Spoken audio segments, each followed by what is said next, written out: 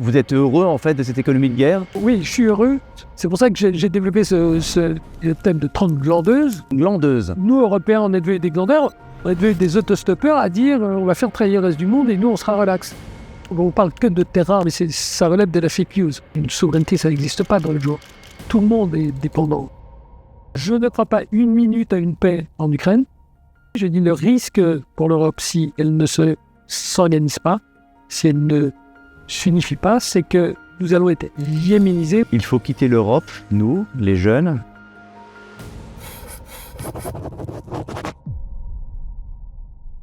Bonjour, David Bavray, investisseur et essayiste. Vous êtes sur Paris juste encore quelques heures avant de repartir sur Hong Kong où vous habitez.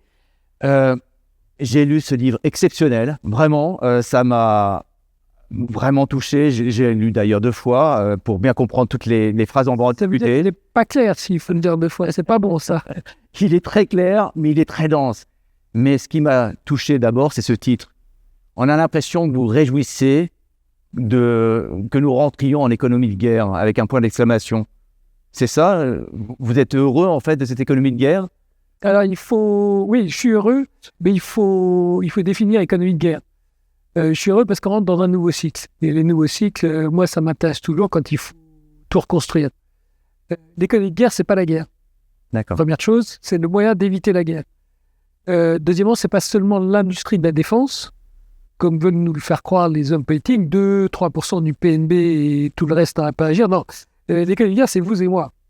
C'est par opposition à l'économie de paix que j'ai connu, moi, du cycle de 30 ans, 1989, quand le mur de Berlin est tombé et Tiananmen a eu lieu en Chine, jusqu'à 2020, jusqu'au Covid, donc 30 ans, ont été fermés. L'économie de paix, on est tiré par la demande et le consommateur. Je suis investisseur, j'essaie de trouver des sociétés qui produisent des biens, des services qui répondent aux besoins d'une demande d'un consommateur. Et l'économie de guerre, c'est exactement l'inverse. On est tiré par l'offre, et plus particulièrement le goulot d'étranglement à l'offre. Donc en fait, tout ça. Donc aujourd'hui, chaque fois que je rencontre un patron, son enfer, c'est pas de trouver de la demande. On est 8 milliards d'habitants sur la planète. C'est de produire, parce que pour tout un tas de raisons sur lesquelles on reviendra peut-être, aujourd'hui, l'enfer, c'est de produire. Donc le bienvenu, c'est de dire, bienvenue, nous rentrons en 2022, à la sortie du Covid, dans un nouveau cycle de 30 ans, parce que l'économie, c'est un cycle de 30 ans. Et donc en 2025, on en est 3. D'un cycle de 30 ans, donc je suis extrêmement joyeux de dire qu'il y a encore 27 années pour reconstruire le monde. Et donc, vous suggérez par là que l'économie de guerre, c'est pas forcément une économie de souffrance pour la population? Non, c'est pas du tout. Alors, il va y avoir des sacrifices, puisque quand on va tout reconstruire, ça va pas être gai pour tout le monde. Et on va pas pouvoir continuer à vivre comme on a vécu dans le cycle précédent. Et de manière plus spécifique, la dernière décennie 2010-2020, où nous avons été, alors nous Européens, en premier, ce que j'appelle des autostoppeurs, c'est-à-dire que nous avons endetté l'État en vivant totalement au-dessus de nos moyens. Et ça, aujourd'hui, ça pète parce que le monde est beaucoup trop endetté. Donc il va y avoir des sacrifices, mais ce sont des sacrifices pour reconstruire une nouvelle économie, reconstruire un nouveau monde. D'accord. Donc il y aura des gagnants et des perdants.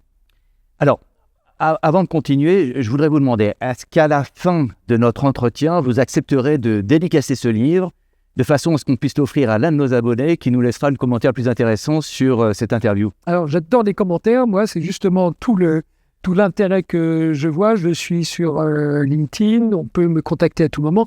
Je serais naturellement absolument ravi de dédicacer le livre pour le meilleur commentaire. Très bien. Alors, on revient sur l'économie de guerre. C'est quoi l'économie de guerre? Vous avez dit que c'était l'offre par rapport à la demande. Et vous avez l'air de suggérer que finalement, les 30 dernières années ont été formidables. Mais on voit en permanence des gens qui souffrent. Est-ce que ça va être encore pire pour ces personnes-là? Alors, l'économie de guerre, c'est ma grand-mère entre 1940 et 1944, ici à Paris, qui va chez Beurre au Fromage pour acheter de la nourriture. Elle veut du Roquefort, parce que c'est le meilleur fromage. Mais le Roquefort, c'est impossible à faire. Donc, le producteur de Roquefort, il fait faillite. Et puis à l'inverse, le topinambour, c'est pas très bon, il n'y a pas de demande, mais le topinambour, vous pouvez le cultiver en très grande quantité très rapidement. Et le producteur de topinambour, qui historiquement n'avait pas de demande, fait fortune. Donc c'est ça l'économie de guerre. Et le problème, donc il y a un énorme transfert de valeur qui est très contre-intuitif pour nous, du marketing et des ventes à la production. Donc dans toutes les entreprises, on s'aperçoit qu'aujourd'hui, ça n'est plus le directeur du marketing, le directeur des ventes qui dirige véritablement la société, comme ça a été dans les 30 dernières années, mais c'est le directeur de la production qui dit « Moi, vous me demandez un truc, mais désolé, je ne peux pas produire, donc vous ne l'aurez pas. » Donc on a un énorme transfert à l'intérieur des entreprises, mais aussi à l'intérieur au niveau des États. Et qui a produit dans les 20 dernières années? Le numéro 1, c'est la Chine, qui est rentrée en 2001 dans l'Organisation mondiale du commerce et à qui, nous, Européens, nous avons sous-traité tous les trucs qu'on voulait plus faire. Alors, on va revenir... C'est pour ça que j'ai développé ce thème de 30 glandeuses. 30 glandeuses. Nous, Européens, on est devenus des glandeurs, on est devenus des autostoppeurs à dire on va faire travailler le reste du monde et nous, on sera relax. Ben oui, on va acheter leurs produits, on endettera les États. Donc, vous voyez que ça pète, mais un nouveau modèle. Est-ce que alors, moi, prendre glandeuse, vous comprenez que ça peut choquer un certain nombre de personnes qui travaillent beaucoup, qui doivent travailler 2 fois, faire 2 jobs pour arriver à terminer leur fin de mois. C'est une appellation globale. Et naturellement, il y a des exceptions. Typiquement, là, nous sommes à Paris aujourd'hui. Schématiquement, il y a au moins la moitié des gens qui travaillent comme des dingues. D'accord. Donc, mais je parle au niveau des pays et non pas au niveau des individus. Quand on revient au niveau justement des individus, on va reparler de la Chine. Est-ce qu'on va se remettre à manger les topinambours? Je sais bien que c'est une métaphore, mais est-ce que c'est ce qui va se passer pour nous vous voyez, au quotidien? Est-ce qu'il va y avoir ces changements qu'on va déjà qu'on va voir apparaître, qu'il y aura moins de choses ou l'économie de la... Oui, le risque, il n'est pas sur les topinambours. D'accord. Le risque, il est que votre critère de réussite, le critère clé de réussite, quand on est en économie de paix, c'est le PNB par tête, c'est la richesse que vous créez. Donc, par exemple, l'Allemagne a continué, les Américains ont doublé leur PNB par tête en l'espace de 20-30 ans. Quand vous êtes en économie de guerre, c'est pas la richesse par tête d'habitants, c'est de la dépendance. C'est-à-dire que ce que je veux, c'est la dépendance relative. C'est-à-dire que ce que je veux, c'est que vous soyez dépendant de moi plus que je suis dépendant de vous. Et c'est pour ça que si je produis, si dans une chaîne de valeur, je contrôle 70, 80, 90% du petit goulot d'étranglement, et bien en fait, je vous contrôle. Et par exemple, si j'ai des terres rares, dont j'ai assuré les réserves et dont j'assure le raffinage, et bien je peux, par exemple, vous les couper. Si vous construisez une automobile qui est vendue entre 50 000 et 100 000 euros, ben avec 150 euros, je peux vous stopper entièrement votre production. Donc officiellement, je suis pauvre, que je ne produis que 150 euros. Et pourtant, c'est moi qui vous contrôle. Et qui a des terres rares aujourd'hui, par exemple? Alors, la Chine en a la moitié, à peu près, dans le monde, et surtout contrôle le raffinage à hauteur de... Ça dépend de terres rares, il y en a une bonne trentaine, entre 70, 80, 90%, parce que en 2001, on a décidé que c'était des activités qu'on ne voulait plus faire, parce qu'elles polluaient, et qu'elles n'étaient pas suffisamment de valeur ajoutée. Et donc, on a délocalisé en Chine, d'une manière générale, des activités à faible valeur ajoutée qui polluaient beaucoup. Et ce qui nous a servi pendant de 2001 à 2020, donc pendant 20 ans, on a très bien vécu. Et là, le problème, c'est que les Chinois aujourd'hui nous disent, comme on contrôle la production, en fait, vous êtes dépendants de nous. Donc, vous suggérez d'abord que la pollution, on l'a renvoyée chez les autres, on l'a délocalisée, c'est bien ça? Oui, parce que l'Europe, nous produisons 7% des CO2 du monde, la Chine, c'est 30%. D'accord. Et pourtant, nous avons le même PNB national. Enfin, la même part de PNB dans le PNB mondial. Et l'Europe peut-elle se passer des terres rares aujourd'hui? Alors, non, on ne va pas se passer de terres rares, mais par contre, nous pouvons réagir. Comment? Tout simplement parce que les terres rares, elles ne sont pas rares. On va en utiliser que 4%. Ça fait partie des grands mensonges. On ne parle que de terres rares depuis... Non, mais ça relève de la fake news. Nous n'allons consommer que 4% des terres rares d'ici 2040. Donc, des terres rares, il y en a partout. D'accord, donc c'est des terres rares qui ne sont pas... Il y en a partout. Il y en a la moitié en Chine, la moitié dans des pays qu'on pourrait appeler amis des démocraties occidentales. Donc, le sourcing humain... Quel pays? Vous avez l'Australie, vous avez le Japon, vous avez l'Amérique latine, vous avez le Vietnam. Donc, vous avez même aux États-Unis, il y en a même en Europe. D'accord. En France, en 2001, Ron Poulric à La Rochelle est la première usine de fabrication de terres rares dans le monde. D'accord. Et deuxièmement, le raffinage, la technologie n'est pas sorcière, on sait le faire. Donc, il va nous falloir... Scott Bessent, le secrétaire du Trésor américain, a dit dans 12 mois, ce sera réglé. Parce qu'on va s'y mettre. D'accord. Donc, c'est pas tellement ça le sujet. Le sujet, c'est plus que la Chine nous a signifié,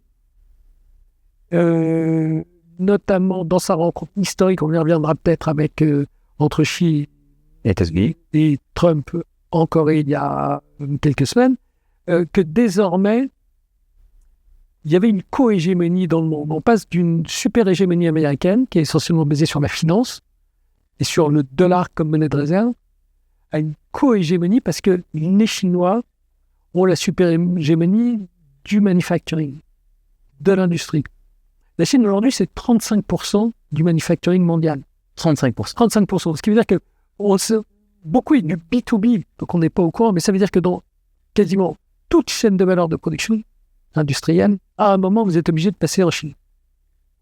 Vous êtes obligé de passer par la Chine à une étape, et donc, si la Chine dit, pour une raison X ou Y, je n'ai plus envie de vous fournir, et ben on se rend compte qu'on est dépendant. Donc, c'est plus grave que les terres rares, c'est ce que vous disiez tout à l'heure, les terres rares. C'est plus grave, et ce qu'on nous annonce, la prochaine étape, c'est potentiellement la chimie, donc ce qui va être beaucoup plus important que les terres rares, parce qu'on va se rendre compte que nous sommes extrêmement dépendants de la Chine. Mais la chimie, c'est en Allemagne, où j'habite, on a une industrie chimique très importante. Absolument, et donc vous avez noté que l'industrie allemande automobile a souffert dans les dernières années, et que la prochaine cible potentielle, c'est la chimie fine, chimie spéciale pour la pharmacie, donc on va avoir des problèmes pour produire des médicaments, et puis même pour potentiellement l'alimentation, puisque dans les produits que nous ingurgitons tous les jours, les produits alimentaires, quand on va chez Lidl ou quand on va chez Carrefour,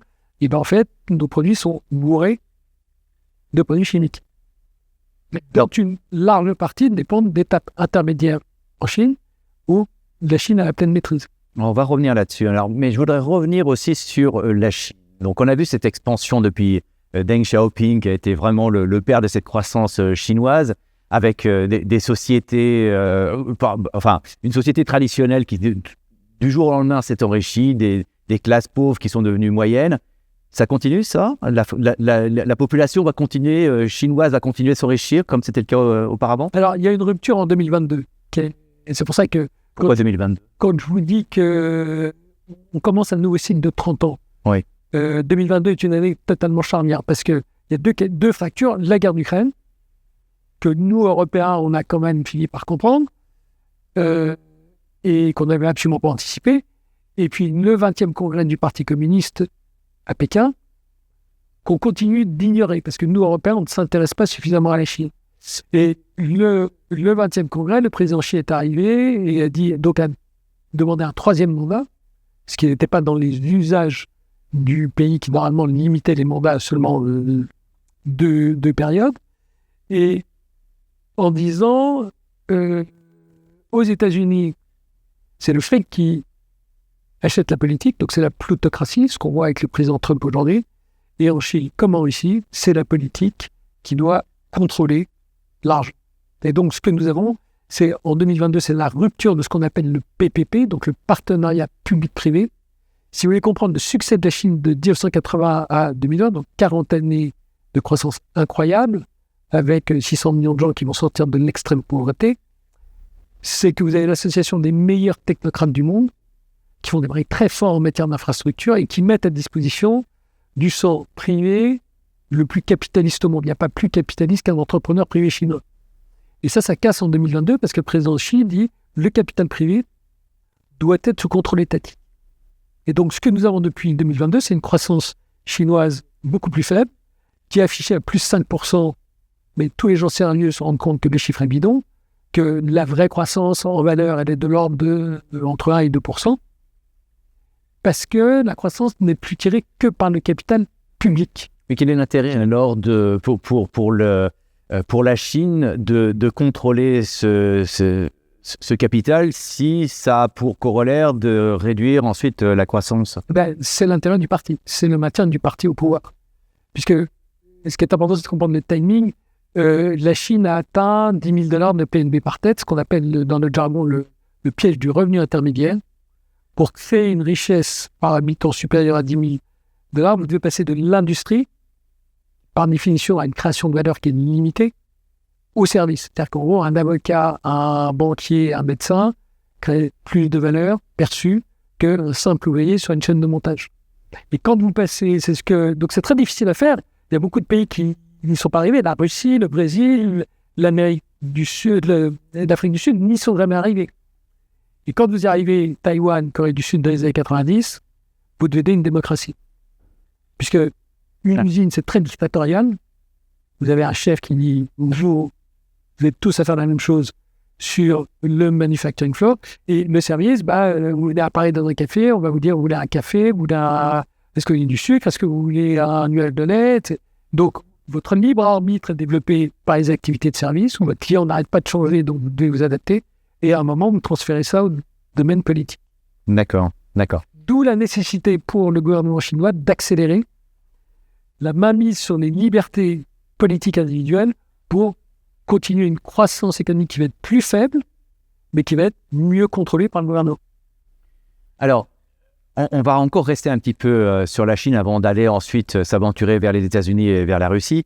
Ce que j'ai découvert aussi dans votre livre, c'est qu'on a tendance peut-être à fantasmer les entreprises chinoises en disant qu'elles sont formidables, qu'elles fonctionnent toutes de façon optimale, avec une croissance inégalée. Et on se rend compte que, par exemple, une entreprise comme l'entreprise SMIC, qui est dans les semi-conducteurs, n'est pas aussi rentable qu'on ne pourrait l'espérer. Vous pouvez développer un peu ce point-là ? La Chine, c'est l'empire du milieu, officiellement. Et en fait, moi, je dis c'est l'empire des extrêmes. C'est-à-dire qu'à chaque fois, vous avez le pire et le meilleur. Donc, vous avez en gros, très schématiquement, 20% du PNB qu'on pourrait appeler Nouvelle Chine, avec des entrepreneurs privés qui, malgré tout ce que je vous ai décrit précédemment, ont continué à innover, généralement avec le soutien des maires locaux. La Chine est beaucoup plus décentralisée qu'on ne le croit. Ah, d'accord. Donc, des maires locaux, on dit quoi que dise Pékin. C'est un peu, si vous êtes français, Paris dit un truc, mais Marseille fait l'inverse. Ça, vous l'avez aussi partout en Chine. Et les maires locaux ont continué à soutenir des entrepreneurs privés. Et donc, c'est la grande surprise, c'est que, naturellement, la voiture électrique et la batterie dont on parle tout de suite, en permanence, naturellement, les énergies renouvelables comme l'éolien solaire, mais aussi automatisation, robotisation et pharmacie. La santé, où la Chine, depuis 2 ans, trouve 30% des nouvelles molécules de produits, des nouvelles drogues, plus que les États-Unis. Donc, ça, vous avez une Chine qui continue d'innover et qui gagne, parce qu'on y reviendra peut-être le second choc chinois que nous avons affronté. Et puis, vous avez 80% qui continuent à bénéficier d'un capital étatique et qui même a des surcapacités industrielles sans précédent, puisqu'on en est on va entrer dans la 4e année de déflation consécutive de l'indice des prix à la production. Et la déflation, comme vous produisez, c'est juste meurtrier, avec des salaires qui baissent et l'absence de prospective de forte croissance de la consommation intérieure. Donc, la Chine n'est plus... C'est exactement l'inverse de la dernière décennie, quand l'Allemagne a décidé en 2009, après la crise de 2008, de dire notre nouveau marché, c'est plus l'Europe qui est en crise, mais c'est la Chine. Et l'Allemagne a fait un pari incroyable sur le consommateur chinois qui s'avère extrêmement payant. Et à l'inverse aujourd'hui, compte tenu d'une crise immobilière sans précédent dont le coût est porté uniquement Rappelez-nous la crise immobilière, parce qu'on n'est pas forcément familier de ce qui se passe. La crise immobilière en Chine, c'est assez simple, c'est à peu près 50 millions d'appartements. 50 millions d'appartements. Donc, vous pouvez loger la moitié d'Europe, à peu près 200 millions de personnes. Et donc, une crise immobilière, une zatinée chez nous en Occident, c'est en général 10% du PNB. Ouais. Le subprime en 2007 aux États-Unis ou en Espagne. Là, on estime qu'il y en a pour 4 trillions, donc le mot n'existe même pas chez nous, 4 000 milliards de dollars, c'est 20% du PNB chinois. Donc, c'est en relatif 2 fois plus important que la crise de subprime aux États-Unis en 2008. Mais ça devrait détruire normalement l'économie de n'importe quelle économie, qu'elle soit chinoise ou autre, non ? Et c'est pour ça que le gouvernement dit « moi, je ne vais pas payer ». Les banques et les assurances sont toutes étatiques, donc disent « je ne paye pas ». Et donc, la seule personne, le seul agent économique qui va payer, ce sont les familles chinoises qui ont mis 2 tiers de leur fortune, de leurs économies dans l'immobilier, parce qu'il n'y a pas de sécurité sociale. Et donc, c'est l'équivalent de votre fonds de retraite et vous allez perdre au moins la moitié de votre patrimoine immobilier, donc entre les tiers et la moitié de votre patrimoine. Donc, vous n'allez pas pouvoir consommer de manière illimitée. Et dans votre livre, justement, vous faites un parallèle avec les subprimes, où les États-Unis ont géré ça complètement différemment. Chez nous, c'est exactement l'inverse. Ce sont les banques et les assurances qui d'abord commencent à payer. Lehman Brothers fait faillite. Ensuite, il y a le gouvernement qui dit je prends une partie à machin, et puis on dit à la banque centrale, tu mets les taux d'intérêt à zéro. Et en Chine, vous ne pouvez pas mettre les taux d'intérêt à zéro parce que les banques étatiques ne gagnent de l'argent que sur l'écart, ce qu'on appelle le spread de taux, l'écart de taux. Donc si vous baissez le taux, il n'y a plus de profit des banques chinoises. Mais peut-on dire que c'est une erreur de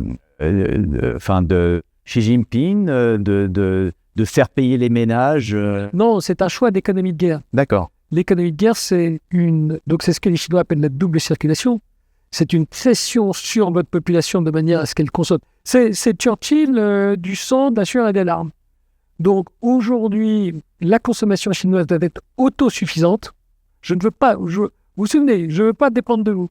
Donc vous, Chinois, vous n'allez consommer que du made in China, by China, for China. Je ne veux pas que vous importiez des biens ou des services de l'extérieur qui nous rendraient dépendants. Et puis à l'inverse, comme je ne vous subventionne pas, vous, agents économiques particuliers, tout l'argent que j'ai l'État, il peut aller pour subventionner des surcapacités industrielles qui vont exporter à perte et donc qui vont rentrer dans tous les marchés dans le monde. Et donc, l'extérieur va devenir dépendant de moi.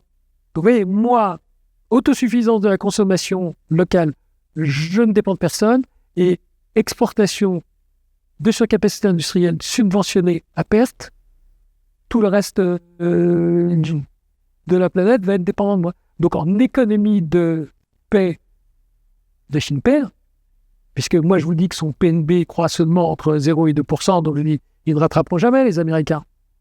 Et les Chinois disent, en économie de guerre, nous gagnons, puisque nous avons un surplus commercial de 1000 milliards de dollars, nous avons un surplus commercial industriel de 2000 milliards de dollars, donc c'est 2% du PNB mondial. Donc si vous pensez que l'économie mondiale maintenant croît à peu près d'environ 2% par an, la Chine s'arroge 100% de la croissance mondiale.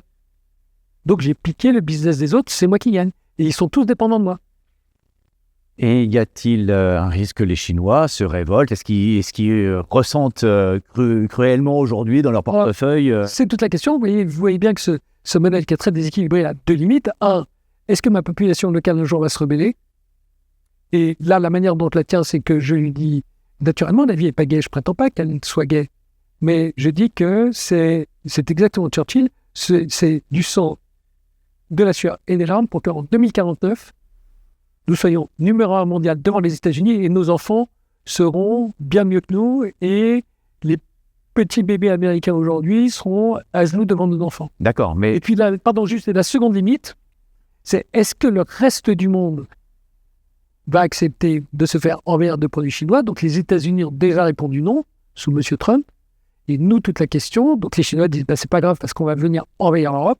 Et toute la question, c'est est-ce qu'en 2026, on va voir l'Europe enfin réagir? C'est là où on voit l'Allemagne, on y reviendra peut-être, réagir de manière très différente de, par exemple, un pays comme la France. Alors, j'ai une question assez fondamentale, on va revenir à pas mal de choses. Ensuite, vous avez parlé des USA, justement, de cette surproduction, ces surcapacités industrielles qui sont ensuite exportées en Europe. Mais je voudrais rappeler une chose à mes abonnés, c'est que cette chaîne ne fonctionne que si vous la regardez, si vous en parlez, si vous laissez des commentaires. Donc, s'il vous plaît, n'hésitez pas à vous abonner, à laisser des commentaires et à liker éventuellement cette chaîne. Alors, je voulais également revenir sur cette production donc, qui arrive, qui déferle en Europe. Qu'est-ce qu'on peut faire contre ça, quand on a des produits d'excellente qualité et effectivement pas cher? Peut-on vraiment non seulement s'en protéger, mais dire j'en veux plus? On est tous dépendants, vous l'avez dit tout à l'heure dans la supply chain. On a tous dans la supply chain quelque chose dans les produits européens qui vient de Chine. Qu'est-ce qu'on peut faire? Alors, on a un second choc chinois. Je vous ai dit, le premier, c'est 2001, quand la Chine rentre et elle produit ce qu'on ne veut plus produire. Donc, en fait, il nous arrange plutôt. ça nous permet d'avoir de la déflation qu'on importe pendant 20 ans et ça crée artificiellement du pouvoir d'achat pour les Européens. Donc en fait, ça nous va très bien. Parce que la Chine fait ce qu'on ne veut plus faire. Là, le problème que nous avons, ce second choc chinois, c'est que la Chine fait ce que nous voulons continuer à faire. Et donc, c'est un modèle inédit d'innovation, mais in fine à faible productivité. Donc la Chine innove, je vous ai dit, typiquement dans la pharmacie, elle fait mieux que nous maintenant. Et le problème, c'est que le gouvernement dit chaque fois que vous avez créé de la valeur, vous allez la réinjecter dans des surcapacités industrielles ou dans des surembauches pour lutter contre le chômage des jeunes. Et donc, in fine, il n'y a pas de productivité. Donc nous, ce que nous voulons l'innovation. On est pour l'innovation. Par contre, ce qu'on ne veut pas, c'est des subventions indues. Donc ce qu'on doit faire, l'Europe en 2019 a dit la politique vis-à-vis de la Chine, ce seront les 3 C. Ça sera coopération, compétition et confrontation. Et le problème, c'est qu'on n'a pas fait le boulot. On n'a pas défini chaque C. Donc les Chinois ne savent pas. Donc l'ambassadeur de France en Chine qui vient d'être nommé dit, moi je prends ma voiture et au premier feu rouge, enfin au premier feu, dès qu'il y a un croisement, le feu pour moi, parce que je suis ambassadeur de Chine, il est à la fois vert, orange et rouge au même moment. Donc comment je fais pour traverser là? Je ne peux pas. Donc ce qu'il faut, c'est qu'on définisse le feu rouge. Et le feu rouge, il y a 3 éléments. 1, des subventions indues, nous allons les taxer. Prenez l'acier, qui est le dossier très très chaud du moment.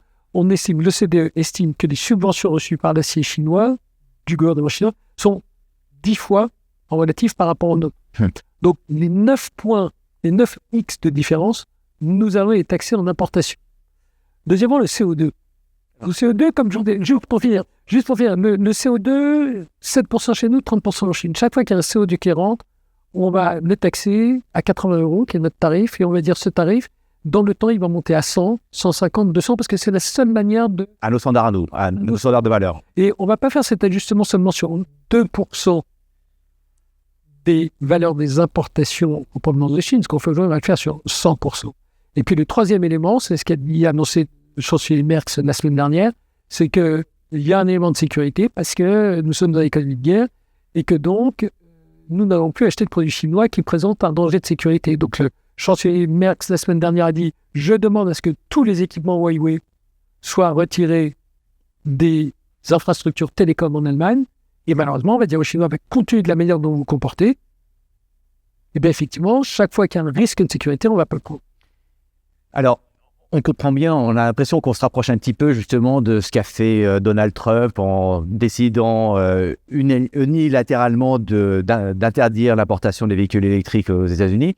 On a l'impression qu'on se rapproche un petit peu. Non, parce que monsieur, très différent, monsieur président Trump, il refuse l'innovation chinoise. Je vous ai dit que nous, on va essayer d'être intelligent à accepter l'innovation chinoise, mais on va refuser les subventions indues, le CO2 et la sécurité. D'accord. Mais est-ce qu'on a le pouvoir de négociation? On comprend que les États-Unis sont capables de peser dans une négociation contre la Chine, mais est-ce que l'Europe a le pouvoir de négociation si elle dit demain, soit on va vous imposer nos standards de CO2, ceux que nous on paye ici en Europe, soit on va vous imposer parce que vous avez effectivement subventionné de façon indue vos entreprises? Vous êtes consommateur toute la journée, c'est vous l'acheteur. Vous avez un pouvoir de négo ou pas? Absolument. Ben voilà. Donc, sauf si j'ai besoin de ce produit-là que je ne le trouve pas. Exactement. Donc, la Chine fait 300 milliards de dollars de surplus commercial par rapport à l'Europe. C'est la même chose qu'aux États-Unis, mais vous avez qu'aux États-Unis, ils ont de mal à rentrer dans le marché. Donc, la Chine n'a jamais eu autant besoin du marché européen. Donc, on a été totalement désorganisé, on a été incapable de s'unir à 27. La Chine nous a et continue de nous diviser tous. Et donc, on n'a jamais pu exercer ce pouvoir d'acheteur. Et donc, on continue, nous, à être en économie de paix, mais sans utiliser notre pouvoir d'acheteur, de consommateur, et la Chine est en économie de guerre à utiliser son pouvoir de fournisseur monopolistique en disant « vous faites ce que vous voulez faire ou je vous coupe ». Donc, organisons-nous.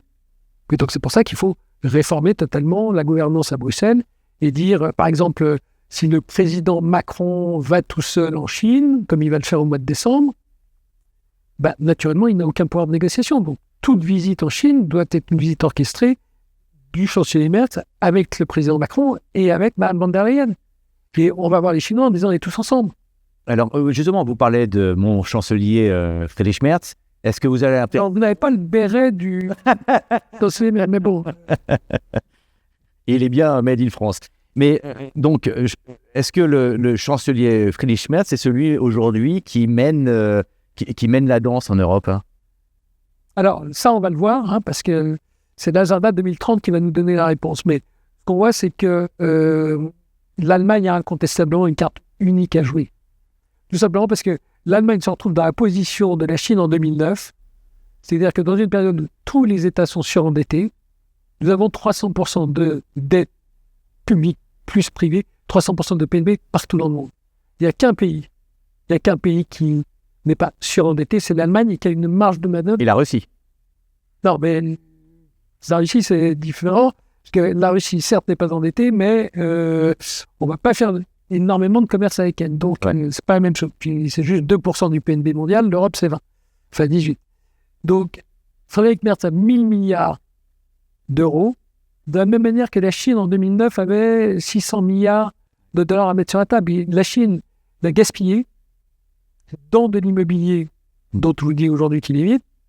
Et nous, la question, c'est est-ce que cet argent va être investi dans une infrastructure digitale, une énergie pas chère et la reconstitution d'une industrie compétitive, et notamment une industrie de l'armement, qui fait qu'aujourd'hui, nous sommes totalement dépendants des États-Unis, nous ne pourrons rien négocier vis-à-vis des États-Unis, parce qu'à chaque fois, Donald Trump dit « je vous coupe les armes à l'Ukraine ». Bon, ben si vous avez eu Société Rheinmetall, 10 milliards d'euros de chiffre d'affaires en 2025, ils ont un plan stratégique 50 milliards x 5 d'ici 2030. D'ici 2030, nous aurons 50 000 obus par jour disponibles à envoyer sur Poutine au cas où ils lui prennent l'envie de revenir en Europe. Vers, par exemple, les Pays-Bas ou la Finlande. Donc, en 2030, l'Allemagne sera, et l'Europe, nous ne serons pas souverains. Mais nous ne serons plus dépendants des États-Unis, nous serons interdépendants. Et c'est ça la stratégie d'économie de guerre, c'est que d'identifier les nouvelles dépendances et de ne pas dire, ça c'est du charabia de responsable politique, une souveraineté, ça n'existe pas dans le jour. Tout le monde est dépendant. Donc, de tourner en interdépendance. De la même manière, l'énergie, qui a été un énorme problème en 2022. Vous avez vu que la Chine, au mois de septembre, a signé un accord de financement sur ce qu'on appelle le gazoduc Power of Siberia 2, qui va amener le gaz de Yamal vers la Chine. Et la Chine ne va plus acheter de gaz aux États-Unis. Le Qatar vient en doublant sa production en 2026-2027. Donc, les marchés s'attendent à ce qu'il y ait un surplus énergétique sur les marchés du gaz naturel liquéfié à partir de, on ne sait pas, 2026, 2027, 2028. Donc, le problème énergétique européen, d'ici 2030, potentiellement, il est résolu. Donc, vous voyez qu'on n'est pas foutu. On n'est pas foutu, mais si on s'organise, c'est là où il faut qu'on crée une Europe des 27 soudée. Et c'est tout le rapport Draghi qui dit, mais ça s'inspire beaucoup des Chinois, en disant, mais c'est un tel mammouth qu'on ne va pas pouvoir le réformer. Et donc, à la chinoise, on va le contourner. Et c'est ce que vous dit Enrico Letta, il dit, la solution, c'est le 28e État digital. Donc, je crée maintenant, chaque fois qu'il y a un contrat en Europe, eh bien, je le signe dans le cloud et je dis qu'il s'applique, par exemple, vous m'embauchez à Paris et vous dites, le contrat, en fait, c'est le droit estonien du travail qui s'applique parce qu'en Estonie, si vous ne foutez rien, vous êtes viré, vous n'avez pas droit à 2 ans de salaire. Et donc, c'est ça qu'il faut qu'on mette en place. Et les États-Unis l'ont fait avec, on me dit, c'est une idée complètement folle, mais vous êtes aux États-Unis, il y a le Delaware. Il y a le Delaware où sont toutes les créations d'entreprises, parce que vous avez un droit des sociétés qui est complètement différent du reste des États-Unis et qui est pourtant valide dans les 50 États. D'accord. Donc, essayons un peu de... C'est pour ça que vous me dites pourquoi vous souhaitez la bienvenue en école d'IRG. C'est génial. C'est justement l'occasion de tout repenser et de tout reconstruire. D'accord. Et je ne vois pas pourquoi l'Europe, qui est grande perdante, pour le moment, nous sommes la seule région qui a la liberté de penser et d'agir. Aux États-Unis, vous ne pouvez plus penser. Vous êtes soit wokiste, soit trumpiste. Et il y a 400 millions d'armes qui font que, de toute façon, on ne va pas pouvoir discuter, parce que vous allez me tuer avant la fin de l'interview. Alors là, on peut ne pas être d'accord. Et en Chine, je vous ai dit que si vous aviez du capital privé, vous êtes entrepreneur et que vous avez un succès incroyable, il y a un moment, le gouvernement vous dit « Non, mon gars, tu t'arrêtes ». Le seul endroit où on peut discuter, comme vous et moi, échanger, bien qu'on ait des vues divergentes, et ensuite agir en fonction de ce qu'on veut faire, c'est l'Europe. Donc c'est juste qu'on a une responsabilité qu'il ne faut pas qu'on la gaspille, c'est tout. Alors, ce que j'ai découvert également dans votre livre, c'est que vous dites, si en 2022, la Chine est rentrée en économie de guerre, les États-Unis sont également rentrés en économie de guerre, très rapidement, ont réagi comme on connaît les États-Unis, très rapidement. Et expliquer en quoi consiste l'économie de guerre américaine. Alors, juste pour dire, la Chine, c'est même avant. C'est surtout le premier, c'est 2017. Ah oui. Le premier déclenchement, c'est quand Donald Trump 1.0 coupe du jour au lendemain les semi-conducteurs aux deux géants des télécoms, Huawei et ZTE. Et le président Xi, de manière tout à fait légitime, dit quoi ça sert de faire une croissance chinoise si les Américains peuvent nous la couper du jour au lendemain. Donc, nous rentrons en économie de guerre, nous ferons de la production Made in China, by China, for China. Donc, ça avait commencé avec un plan en 2015, Made in China 2025, mais ça s'est accéléré en 2017 et on branche le turbo en 2022. D'accord. Les États-Unis ont réagi très longtemps sous Biden et en fait, c'est sous Trump, le fameux 2 avril 2025, qui est nommé jour de libération. Vous voyez, rien que le terme libération, vous ne pouvez pas m'accuser de dire que j'exagère quand on dit qu'on est en économie de guerre, quand le président Trump lui-même utilise un vocabulaire de guerre militaire. Et là, ce qu'on n'a pas compris, c'est qu'on nous présente ça comme une guerre tarifaire, alors qu'en fait, les tarifs, ça ne marche pas. On sait très bien des années 1930 que les tarifs, c'est ce qui a mis l'économie américaine par terre. Là, ils rapportent 300 milliards de dollars, mais ils cassent totalement la confiance des États-Unis. Donc, vous avez une croissance qui est passée de 3% à 1,5% seulement aux États-Unis. 1,5% de croissance, c'est 500 milliards perdus. Donc, vous gagnez 300, vous perdez 500. Vous perdez 200 en net. Donc, les tarifs ne vont pas durer parce que c'est un désastre pour l'économie américaine. Les tarifs, c'est les barrières douanières. Les barrières douanières. Et par contre, le danger, parce que là, je vous annonce une bonne nouvelle, mais malheureusement, j'en ai une mauvaise, c'est que la vraie guerre, elle va être monétaire par la dévaluation accélérée du dollar, qui est déjà en baisse de 10 à 15% depuis l'annonce de Donald Trump. Et c'est que on l'a vu dans les années 30, là encore, quand le monde se durcit et qu'il y a une guerre monétaire, vous voulez être le premier à dévaluer votre monnaie pour piquer le business aux autres en exportant. Et ça, la Chine l'a compris, parce que la Chine refuse ce que le Japon a subi en 1986, réévaluer sa monnaie et perdre toute sa compétitivité. La Chine dit, chaque fois que vous dévaluez le dollar, moi je dévalue ma monnaie. Et donc, qui se fait avoir ? C'est l'euro qui, du coup, devient totalement surévalué et qui va empêcher nos exportateurs d'exporter partout dans le monde. D'accord. Sinon, ensuite, nos exportateurs de peut-être investir à l'étranger, en Chine ou aux États-Unis ? Alors, non, parce qu'aujourd'hui, aux États-Unis, vous n'avez plus d'état de droit. Donc, vous investissez, mais si vous n'avez pas le bon avocat qui a payé la campagne de Trump, vous allez perdre tous vos procès. Et puis, en Chine... Ah, c'est à ce point-là, ça c'est vraiment votre expérience. On a déjà des signes que, malheureusement, les États-Unis aujourd'hui ne sont plus en état de droit. Ça, je pense que c'est justement pour ça qu'on est passé de 3% de croissance à 1,5%, parce qu'on a hâte d'investir là-bas. Et de même en Chine, on a des premiers signes que, compte tenu du fait que l'économie chinoise fonctionne au ralenti, que les Chinois disent, mais ce serait bien d'avoir les capitaux européens. Donc, ils essayent de venir vers nous en disant, mais réinvestissez chez nous et vous allez voir que, regardez dans la pharma, regardez dans la chimie, en fait, on est très bon. Regardez l'automobile. Venez chez nous, prenez nos fournisseurs chinois. Regardez ce qu'ont fait les 3 grandes automobiles allemands. Ils ont abandonné toute leur supply chain allemande pour prendre toute la supply chain chinoise sur l'industrie automobile électrique en disant aux gouvernements chinois, vous ne taxez pas et on va pouvoir réexporter en Europe ce qu'on a fabriqué en Chine. Le grand perdant, c'est quoi ? C'est l'Europe qui se retrouve avec un chômage de masse de par ses fournisseurs qui vont au tapis. Donc, c'est pour ça que... Pourquoi ? Encore une fois, je reviens à ce titre provocateur. Ce qu'il y a d'extraordinaire, c'est qu'il y a... Moi, ce qui m'intéresse, quand vous avez un nouveau cycle, comment vous avez de nouvelles disciplines, de nouvelles compétences, et là, on voit émerger une nouvelle science.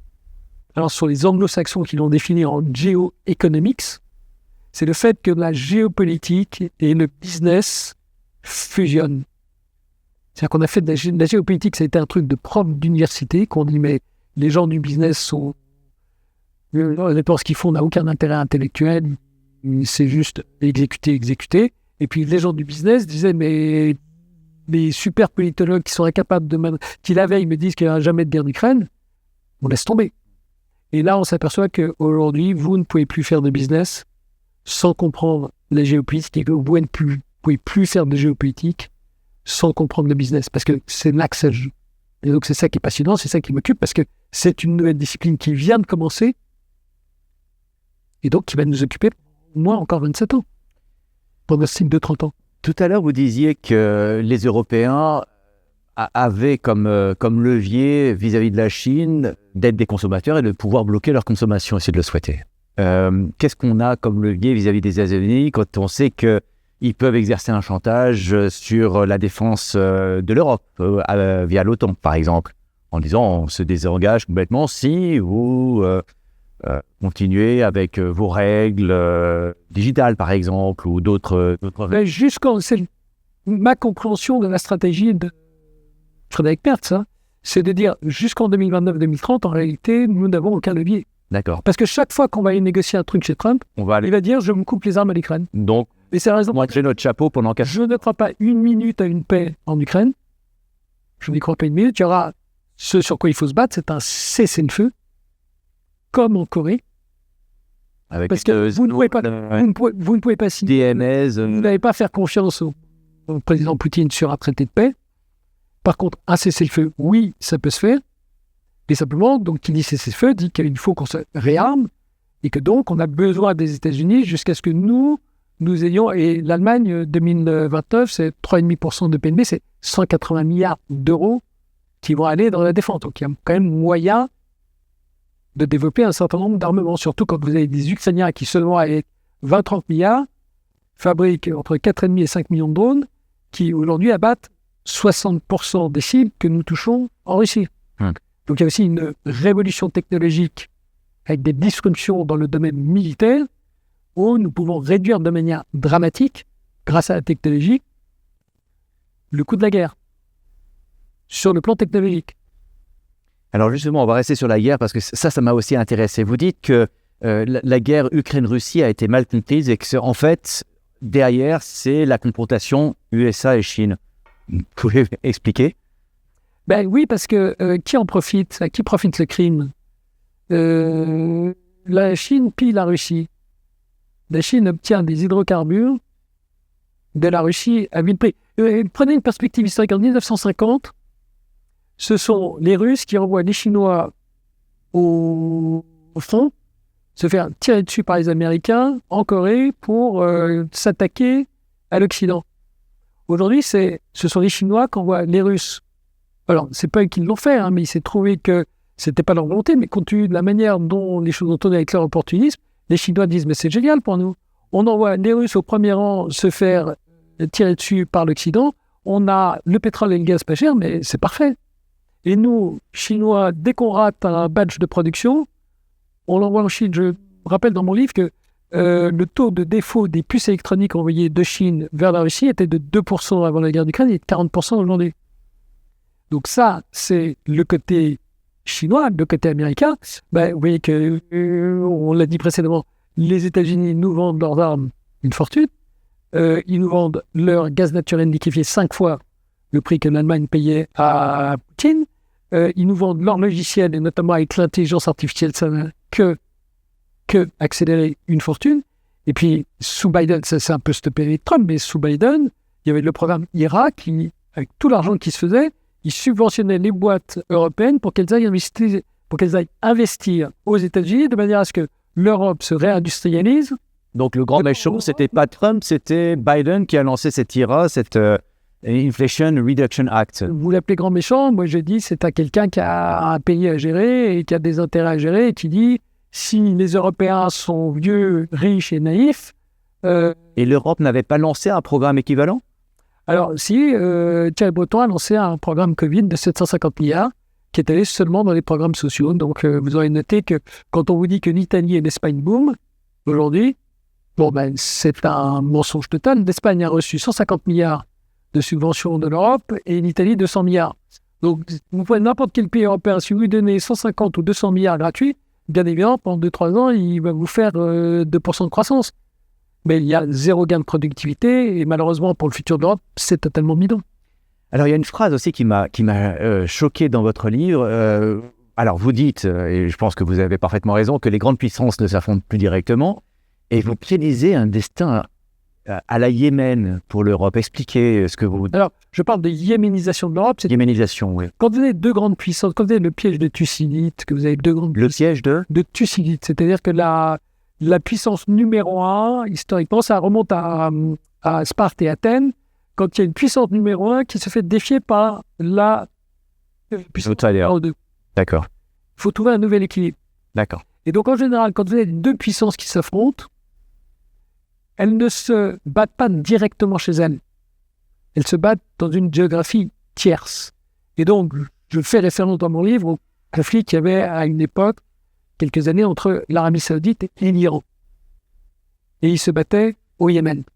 Et donc, aujourd'hui, je dis le risque pour l'Europe, si elle ne s'organise pas, si elle ne s'unifie pas, c'est que nous allons être yéménisés au sens où la Chine et les États-Unis vont se faire le combat chez nous pour être les premiers à nous piller. Et c'est ça le danger. Second choc chinois d'un côté et America First de l'autre. Donc si on ne réagit pas, si on dit nous avons des valeurs de commerce international, nous devons être ouverts, sans aucune condition, naturellement on va se faire bouffer. Alors, j'ai encore une question pour l'Europe. Il y a beaucoup de questions. Beaucoup de questions pour l'Europe, bien sûr. Compte tenu de notre régime démocratique, compte tenu de nos aspirations à consommer, compte tenu des retraites que l'on paye à nos seniors, est-ce qu'il est possible pour nous de rentrer en économie de guerre ? Alors, bien sûr qu'il est toujours possible, puisque je vous ai dit qu'on avait la liberté de penser et d'agir. Mais ça demande un contrat social totalement inversé. Puisque ce que nous avons fait, nous avons depuis 20 ans, nous avons apporté de la déflation de Chine pour créer artificiellement du pouvoir d'achat, essentiellement pour les inactifs. Les premiers inactifs sont les seniors, et les seniors sont ceux qui votent le plus. Donc, nos démocraties sont devenues des gérontocraties qui tournent au clientélisme pour les seniors. Et donc, nous devons totalement inverser le contrat social en disant ce ne sont plus les actifs qui doivent se sacrifier pour les inactifs, mais ce sont les inactifs qui doivent se sacrifier pour les actifs. Et donc, c'est ce qui se passe en temps de guerre. En temps de guerre, vous aviez une population de seniors qui disait nous allons aider au maximum nos jeunes qui vont au front. D'accord. Et on commence à en parler d'ailleurs. Donc aujourd'hui, on est en France. Donc en France, vous avez un jeune qui a réussi. C'est la manière dont on le définit de nos jours. C'est que cette personne entre 25 et 30 ans a un CDI. Donc un contrat de travail n'est pas limité dans le temps. En moyenne, sur les chiffres des l'INSEE, ce jeune ou cette jeune a besoin mensuellement d'un soutien familial de 305 € pour boucler le fin de mois.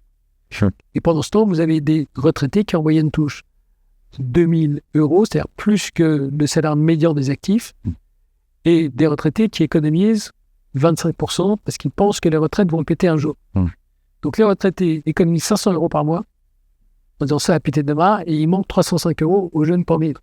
Bon, je vous laisse deviner la mesure qui s'impose.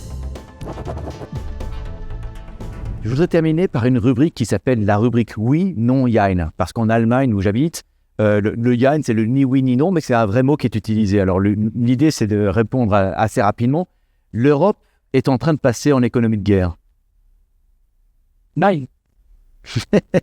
Il n'existe pas dans ma rubrique.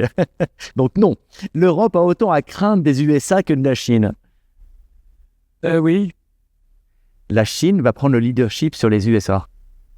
Non. La Russie est en train de regagner la place qu'elle avait perdue. Non. Il y a, on peut dire, double non. Oh, si vous voulez. Le 9-9 donc. Il serait bon pour nous d'apprendre le russe. Non. Enfin, pardon. Et bien évidemment, mais comme toute langue. Mais c'est pas... Non, c'est pas bon. Je dirais pas bon, mais c'est naturellement très intéressant d'apprendre le russe. D'accord, mais si vous voulez dire, est-ce que les chars russes vont être ici en bas des fenêtres et donc il faut que j'apprenne le russe? La réponse est non. D'accord. Et mais la culture russe est fantastique et la Russie naturellement fait partie de l'Europe et nous devons amener la Russie en Europe. Pardon, mais c'est une réponse très longue et une réponse très courte. Donc je suis très indiscipliné, désolé. Et le chinois? Le mandarin. Oui, oui, alors double oui. Double oui, d'accord. Il faut absolument que je réforme ma rubrique. Il faut interdire l'importation de véhicules électriques chinois en Europe. Alors, oui, enfin, c'est quoi Yain. Yain, parce que oui, temporairement. D'accord, d'accord. Il faut quitter l'Europe, nous, les jeunes, Ah, surtout pas. tant qu'il est encore temps. Double non. Double non. Ah, très bien. Alors, je vous remercie, David Bavret. De nouveau, je rappelle votre livre et surtout, je rappelle qu'il va y avoir une nouvelle version qui va sortir. Édition Perrin, collection Tempus, en janvier 2025. 26, pardon. Il y a également la version en anglais, Welcome to the War Economy. Et il y a une version également en chinois traditionnel pour Taïwan, qui est disponible.